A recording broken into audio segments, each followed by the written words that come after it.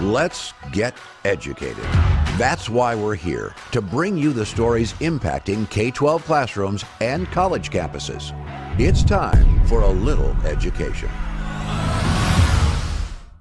Well, welcome one and all. I am Katie Petrick, and I am joined by the ever awesome David Fiorazo. Stop. Just stop it. Okay, you stop it. You're awesome. No, you're awesome. I'm glad to be your co-pilot on Educated. Look at us go. All right. On Educated, for those transcripts that may be confused out there. Oh, yes. Thinking not uneducated, but on. We're from the north. From the north. On. Educated. All right, well, let's get to things that matter, such as worldview, David. Yes. Who'd you have on today? Phenomenal conversation, and it was highly caffeinated with Jim Harden, Reverend Jim Harden, Buffalo, New York, Compass Care Pregnancy Centers. 2 years ago, his offices were firebombed and destroyed by abortion terrorists. Jane's Revenge, I think, took credit for it, but no arrests, and it's been almost 2 years. Jim Harden, we talked about pro-life issues, politics. Gasp. That's on worldviewmatters.TV if you'd like to subscribe and get our Friday email. Now, David, you've had more than one guest at this point whose story highly is caffeinated. Well, that too, but involving their offices being firebombed. Yeah, it confuses me because I know the left is so tolerant. I don't know what. I don't understand. There must be We're just all about a few peace, bad love, and apples. harmony over there. Yeah. So yeah, just a few bad apples over just a there. few. It's not the whole group. It's just a few. So they are individual in their collectivism. All right, let's talk about some fourth graders and how do we have to? Yes. Well, we're going to talk about puppets too. So we have fourth graders who've been exposed to a puppet video series that highlights a transgender dog and a dad who now looks like a mom. Puppets. David, what is happening in the puppet world? I don't know because Okay, this that is sums it Georgia. up. Georgia. Come on. I thought, I had a little bit of hope up until some recent elections several years ago in Georgia, and then I thought, okay, they're just like any other corrupt. Anyway, but let's go back to the classroom. Georgia Elementary School. It's a fourth grade class. These fourth graders were shown a video about a dog who thinks he's a cat. Why? To promote LGBTQ lifestyles. Now, I'm the proud owner of 3 loving dogs, and this deeply offends me. Really, really offends me. So you have pride, but not the pride that they're talking about. Yes, Got it. I'm proud of my dogs, and in real life, not puppet dogs. But you know what? We'll talk about this. It was just so sad. I mean, it's fourth grade. Katie, how old is a fourth grader? They're going on 9 to 10. Okay, 9 to 10-year-olds. So this is who they're going after in Georgia. Let's watch the story here, the video. We'll come back. We'll talk about it. So, what do you want to do first? Find a chew toy? Oh, chase our tail? Oh, I know. Let's sniff. No, actually, I like to play with yarn. Yeah, it's What? fun. Yeah. Or I like to clean my paws like this. And you clean your face too. okay. Yeah. Or we could practice purring like this. Ring? Yeah. And we could try to meow. What? Meow. Meow. Meow. Like that. He thinks he's a cat. He thinks he's a cat. Yeah. He's over there talking about yarn, purring.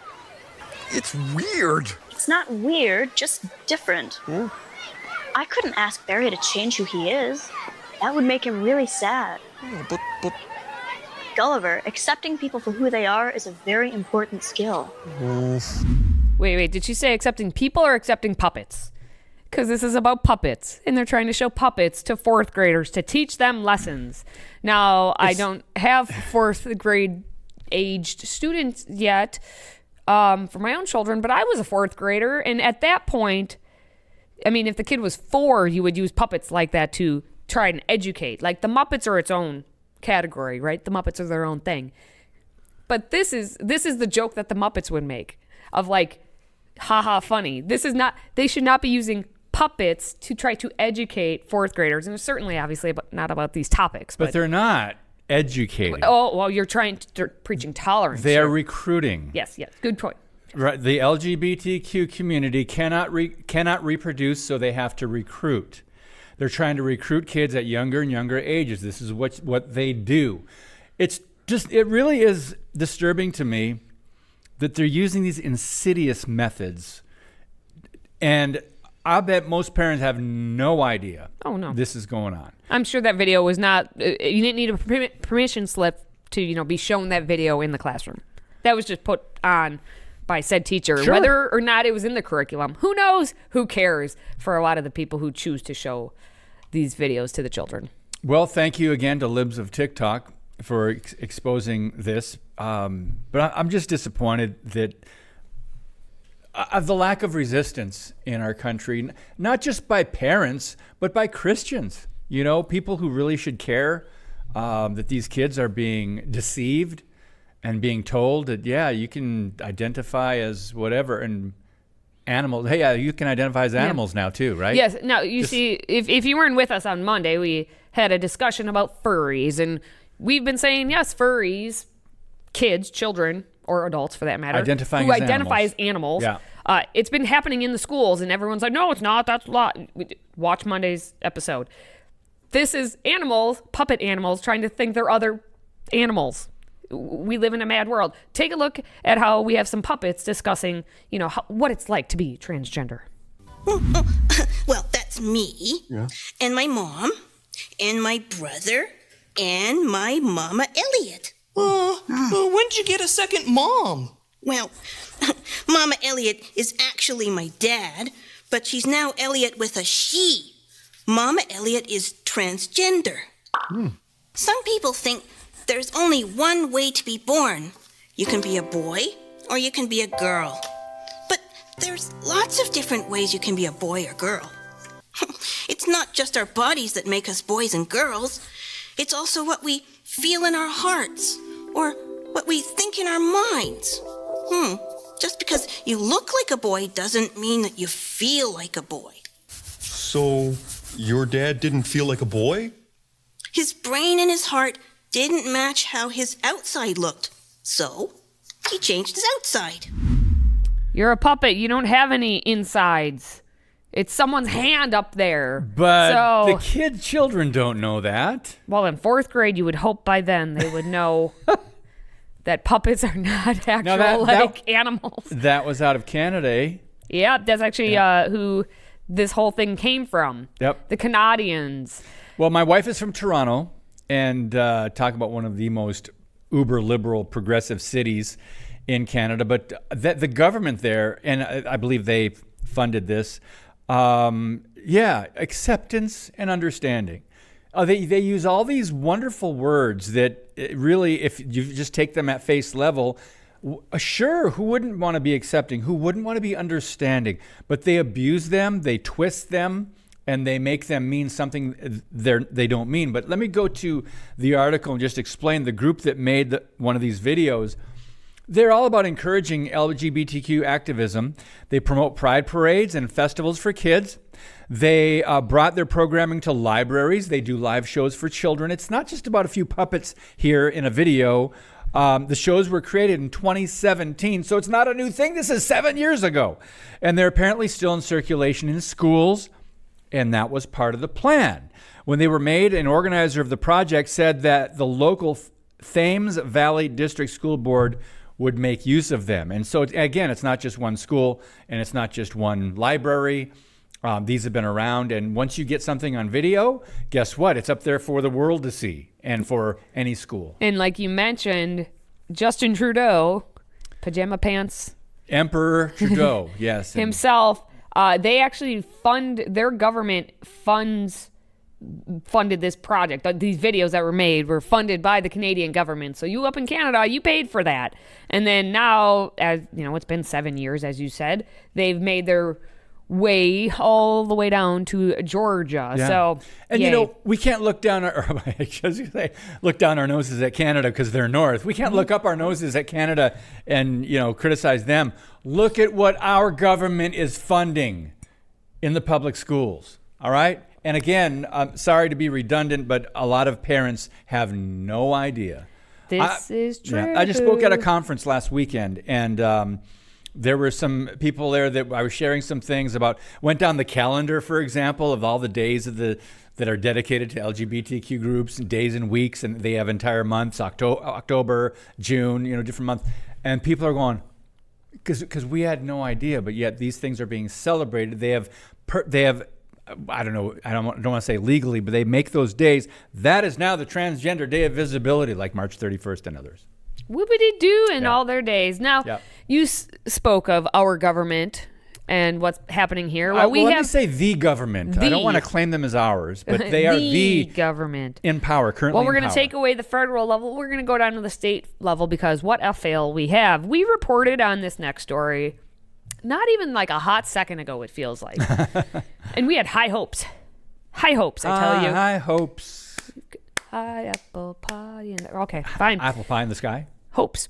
Hope. But the Republican-led Tennessee State Senate failed the state, and specifically the children, by not passing a bill that would ban the display of ideological and political flags, including pride flags, in public schools across the state. Now, when we reported on this, we were like, woo, the House passed it. We're thinking Republican-led Senate, bing, bang, boom, it's going to go to the governor's desk, be signed, and maybe, just maybe, every kid's classroom in Tennessee wouldn't be plastered with all of these nonsensical flags, whether it be the pride flag or any other of the Black Lives Matter flags or any of the ideological flags. Yes. Where maybe you would just have, I don't know, the American flag.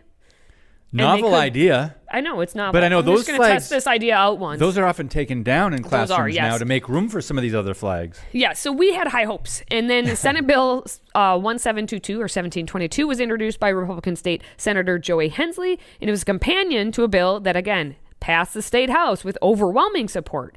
Well, in a recent vote in the state Senate, it failed to reach the required 17 votes for a constitutional majority, as 13 lawmakers voted to pass the bill, while 6 voted in opposition. And then 8 Republicans did not participate in the vote. And this, my friends, if you know anything about politics, this is what's happening. I would love to see why. Which 8 Republicans, and are they up for re-election? Because that's a good point. That tells you pretty much everything. Unbelievable. Our politicians overwhelmingly are there to win election, and that's about it. They're not there to represent what the beliefs and ideas are of the constituents that they claim to represent back home. They are there to win the election and then sit in their seat until it's time to run for another election. Generally, that's all they care about. Yeah. They view getting elected as power. That's the power they want to wield. They want to do nothing else with said power once they get said power. And it's never more apparent than in the Republican Party. And what's going on in Tennessee? It's know what? Tennessee. Again, we were earlier talking about Georgia. Now we're talking about Tennessee. You would think some of these southern states would hold true to some values, and they just, I don't know what happened to the spines of men and women, mostly men. Katie? Mostly men, yes. Now, here's what ultimately happened to the bill. It was blocked by 5 Democrats and 1 Republican. And again, then the 8 who didn't vote. The 1 Republican was the Lieutenant Governor, Randy McNally, who voted against it. And again, 8 Republicans skipped the vote. So that's 9 Republicans who could have made it so this passed. Obviously, we expect the 5 Democrats to be like, oh no, we must have our flags out and about. We have to take sides. Just like we are.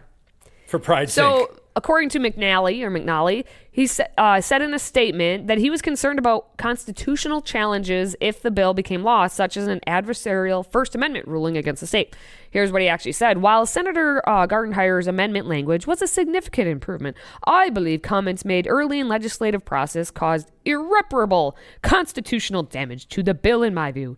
Several members expressed interest in studying the bill, or in studying the subject of the bill over the summer in order to avoid a likely constitutional challenge. Because an adversarial First Amendment ruling against the state would be a near certainty if the bill passed, I voted no.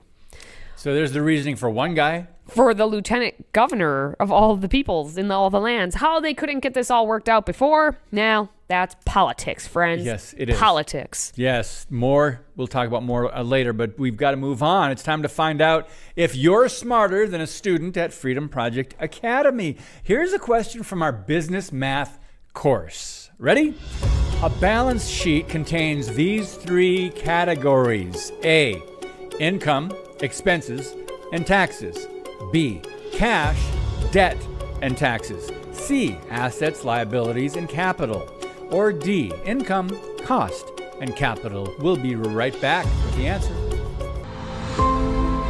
Today's episode is brought to you by Freedom Project Academy. Take back your kids' education. FPA's fully accredited classical curriculum provides live, on-demand, and homeschool courses built on Judeo-Christian values. Request your information packet and save 10% on tuition by visiting freedomforschool.com. That's freedom, F-O-R, school.com.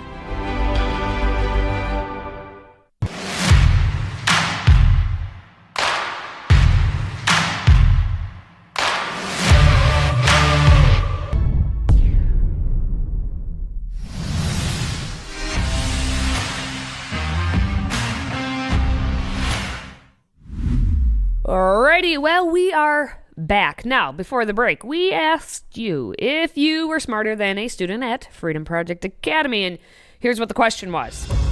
A balance sheet contains these 3 categories. Well, looking at those options, what do you think, David? Do we know?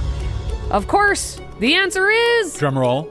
C, the assets, liabilities, and capital. I feel just capital about that. Do you now? Well, for more information on Freedom Project Academy's Judeo-Christian classical online school that's now enrolling students for the fall, visit freedomforschool.com. That's freedom, F-O-R, school.com. My hearts are going. Yeah, why is that? That question was up there. Yeah? Got me nervous. Why? I was just nervous. I wanted to get it right. I didn't know what the question was going to be initially. And then the question was out there, and I just wanted to get it right. Maybe you ought to wear a heart monitor. Maybe I should. And so our next story is actually, it's related to that. That's why I just nice did that. segue. Yeah, I did that. But this is also, it's great that we had a business math question because this next story is also about why capitalism gets a bad rap. Okay. The 2024 Summer Olympics in Paris is fast approaching. Did you know that? Yes, well, I've seen commercials and whoop-de-doo, but yes, it is. It's happening. Opening ceremony will be July 26th, and it goes all the way through August 11th. So get out the popcorn and sit and watch, or not. Get ready to do whatever you want. Get I a really dose don't of care. politics from that too. Some of them. Well, NBC Universal is finding a way to make more money. Okay, they want to make more money, so they are going to have parents of Olympic athletes actually wear heart monitors to see just how stressed out these parents get. And I will say, I mean, I'm sure there are many a montage out there showing reactions of parents as they're sitting in their seats watching their child compete. And it's the ones who are the like solo athletes. It's not the parents of the basketball players or any of that. Right. It's the gymnasts, the swimmers to an extent, but mostly those like really quick events. I don't even know if tracking it. I just think of the swimmer or the gymnast always because they're doing the like movements with them, and their heart is. So they're putting heart rate monitors on to see just how stressed out these parents are actually getting, and so there's more to it though. NBC Sports president Rick Cordella even stated that the network would be using the kind of celebrity that wouldn't have been part of their coverage in the past. And I can talk about that in a moment.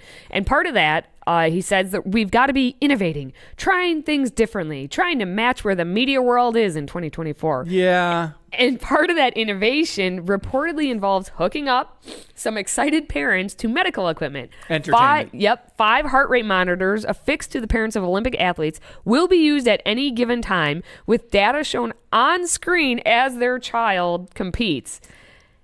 And the network claimed that the test audiences for this whole thing, they love this idea. They thought, oh, this is because brilliant. it's different, because you're not going to, anyway. And what gets better is the possibility of getting sponsors for the medical data has also been discussed at the network. Dan Lovinger, the NBC ad sales exec, said, we're talking about it. Just could you imagine all the pharmaceuticals and whatever hospital doctor folk medical people? So they've got, maybe Fauci will come back and he'll like sponsor an ad like there's nothing COVID to do plus with plus health. plus. Nothing Oh, to no. do with health. It's entertainment. Oh no, it's all entertainment. And why? Because the ratings have been tanking for the Olympics in recent years. I mean, because of the politicking, because of the leftist worldview, because of the celebration of pride and everything else.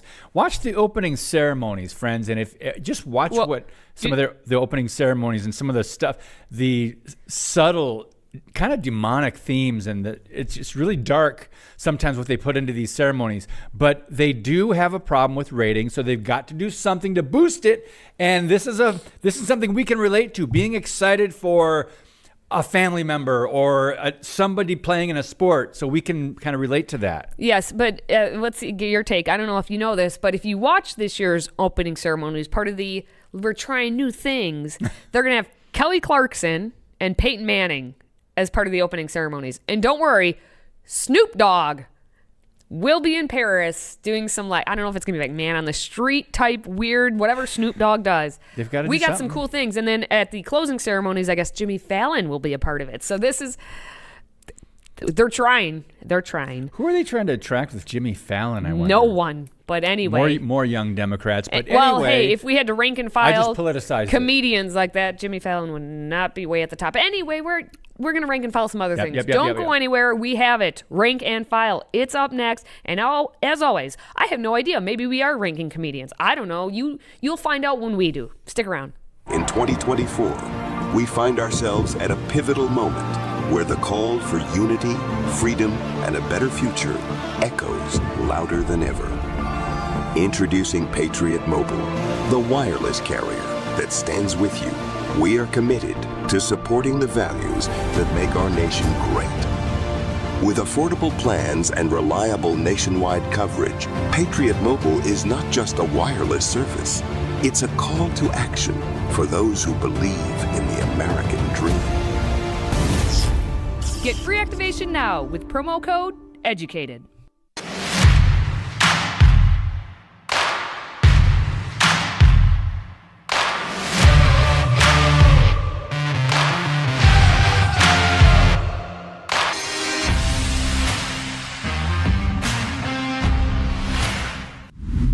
All right, well, it's once again that time where we rank and file things. So what happens is our producer Mike has picked out 5 things for both David and myself to rank in order that we think they should be. 1 being the best, 5 being the worst. Now, David and I, at this moment, have no idea what we're even ranking, and we don't know what comes after the thing. So we're going to get one thing, and we have to place it on a scale of 1 to 5, but we have no idea what's happening. No clue.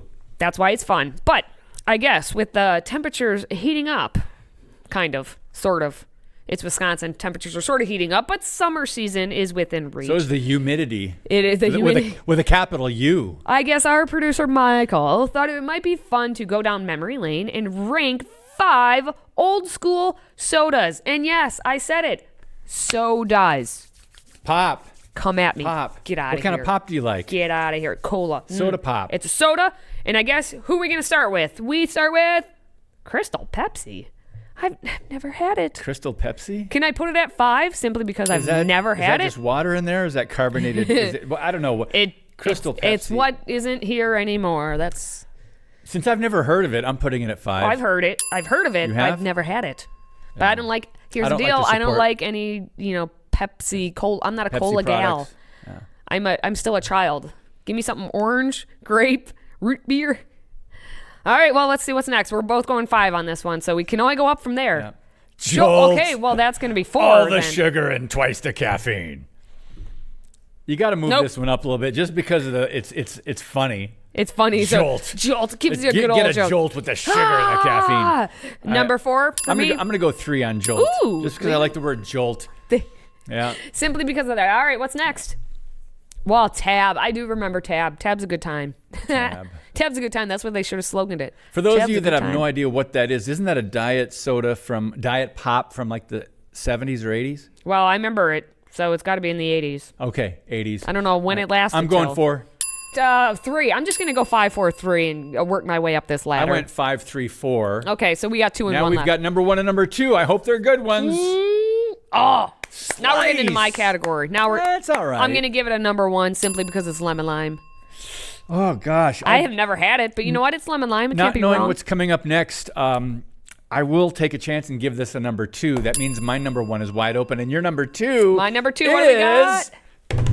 Oh, Surge! Oh, good. You know what? I like my rankings. This is perfect because Surge. I also do not like Mountain Dew type. Okay, Surge. Now Surge. This works. Surge was huge. It is good, isn't it? How is it different from Mountain Dew, isn't it? It's not called Mountain Dew. I have no idea. They took the Mountain Dew recipe, They're like, threw it in a new bottle, and named it something else. Let's be honest. The way these companies fight with each other and what's the missing ingredient? Oh, we Water and health. We put that was 1% less whatever, and we called it something else. All right, The well, my soda. friends, that's how we rank and file around here, and you should stick around. We do it weekly. So stick around and you can rank and file with us. All right. If you enjoy our content, please consider subscribing to our audio podcast and weekly media e-blast, which contains all the top stories from the week. Just go to stayeducated.org. And that is going to wrap it up for Katie and myself this week. Thanks for watching, listening, sharing the show, and supporting us. And until next time, stay educated, America.